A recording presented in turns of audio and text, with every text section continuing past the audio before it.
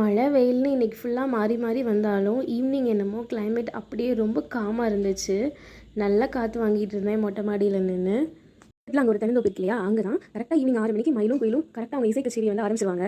நம்ம நேரம் மொட்டை மாடியில் போய் அவங்க இசை மலையில் நனைகிறது தான் நமக்கு வேலை. இன்றைக்கி ஸ்பெஷல் ஃப்ரெஷ்ஷான இட்லி பொடி தான். இட்லி பொடி தான் இன்றைக்கி நம்ம ப்ரிப்பேர் பண்ணிகிட்ருக்கோம். இதுலேருந்து தான் நம்மளோட நைட்டு சாப்பாடுமே இருக்க போகுது.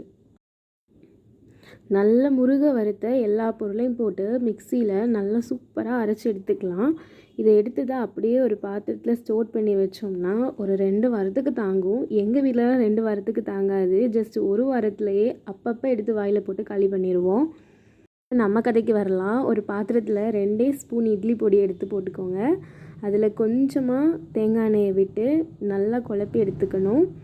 இப்போ இந்த இதில் குட்டி குட்டியாக வெட்டி வச்ச ஒரு 3 இட்லியை மட்டும் அதில் வந்து கொட்டிக்கிறேன்.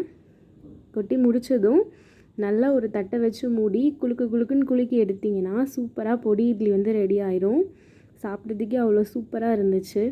நீங்களும் ட்ரை பண்ணி பாருங்கள். திருப்பவும் நல்ல பலமான காற்றும் மழையும் ஆரம்பிச்சிருச்சு. Good night. கரண்ட் எப்போ போகும்னு தெரியாது. பாய், பார்க்கலாம்.